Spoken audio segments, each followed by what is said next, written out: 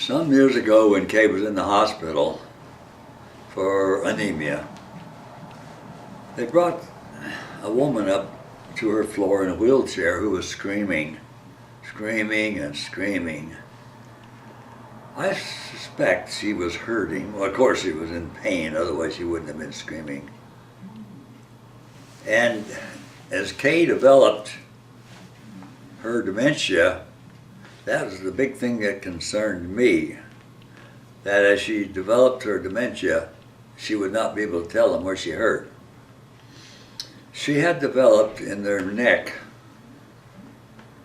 we had had a prescription written for muscle relaxer, so when she hurt up there, you know, give her some relief.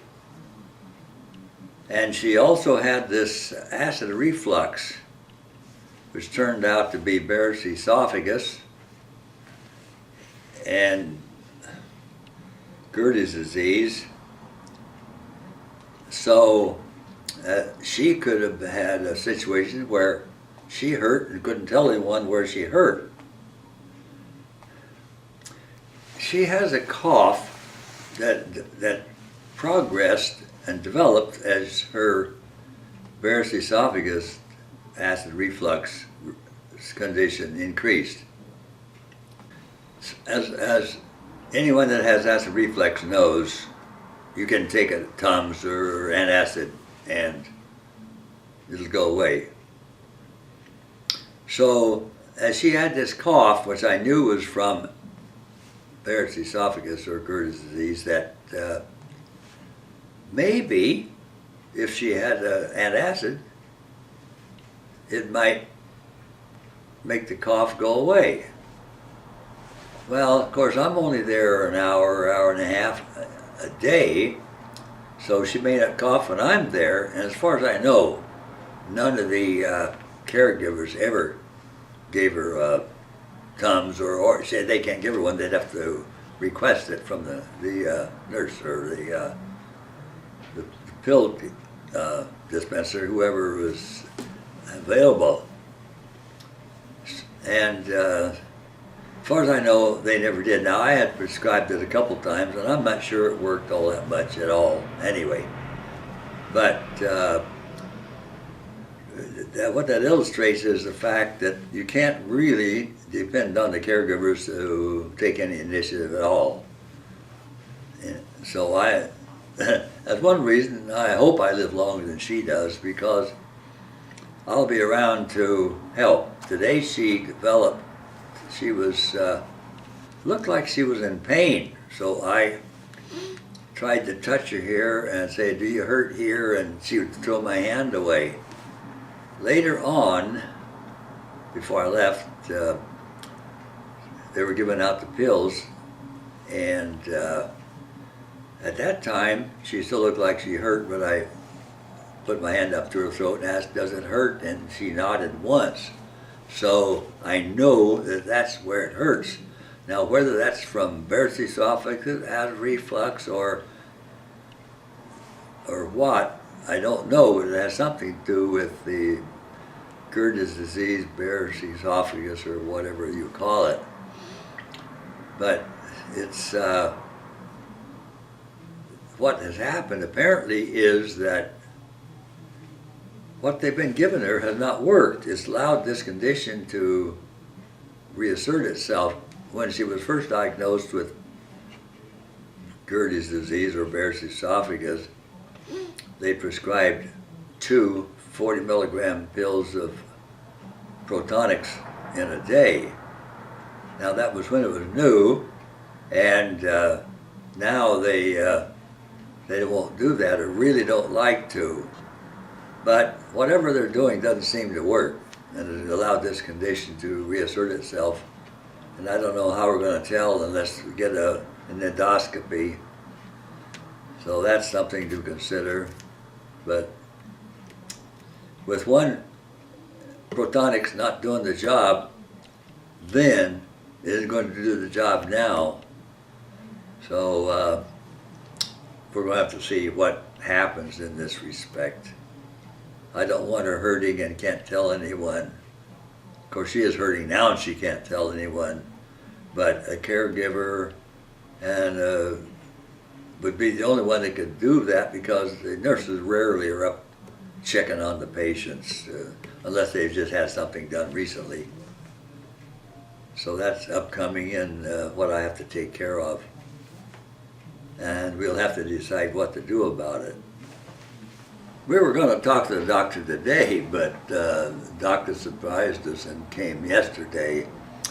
But Sonia talked to her, and they had Tom's letter, so they decided on something. I don't know what it was. I'll find out tomorrow.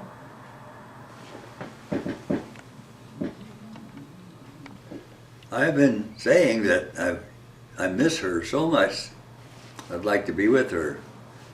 But I wonder if I could be with her all day when she's in a lot of pain. I know I wasn't able to when she had migraine headaches and I couldn't help her. I couldn't stand that her pleading for help and I couldn't give it to her, and then blaming me for not. That wasn't so much as but her needing help and I couldn't do anything for her. That's what really bothered me. So I'm wondering if I could stand it if she was in pain like that again. Could I help it? So is it maybe just better that I visit her a couple times a day? That might be just as well as anything. Someone can tell me? Okay. The problem they have in giving her the pills that she requires is that sometimes she absolutely refuses to take them. So the question now is, how much of the time has she refused to take the medicine that got her in the condition she is in? Did she take it most of the time and the medicine is not adequate, or did she refuse it so much of the time that the medicine couldn't do its job? Unfortunately, I don't know how I'm going to find out, because I'm not sure how ready the med techs are willing to, if someone doesn't take a pill, just the heck with it, you know. They give them to her in a drink, nutritional drink, but a lot of times she doesn't want that. I should think that should be done before breakfast. But this pill business has got to be solved. But they need to find out from those technicians what % of the time she is not taking their medicine. That's about the only way we'll be able to know whether the medicine is doing its job, or would do its job if it was given to her and she took it all the time. So I think my major job right now is to try to find out how much of the time the med tech wasn't able to get her to take her medicine. That'll give them the information they need to whether the pill's doing its job or not doing its job. They should know, because I'm sure the med technicians are required to report when she takes it and when she doesn't take it. Or how much can we trust the med tech report?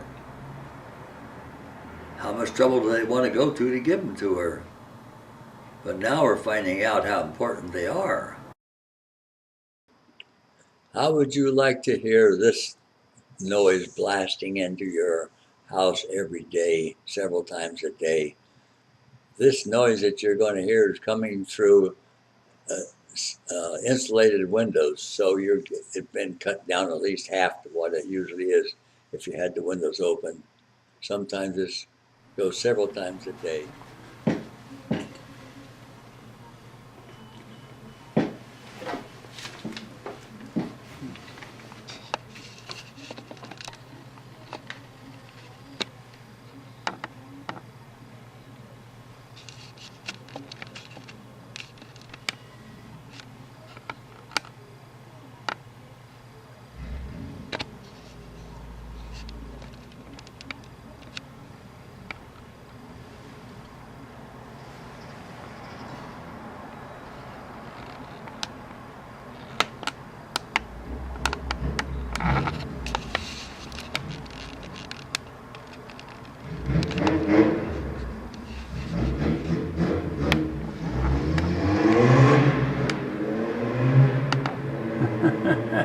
Okay.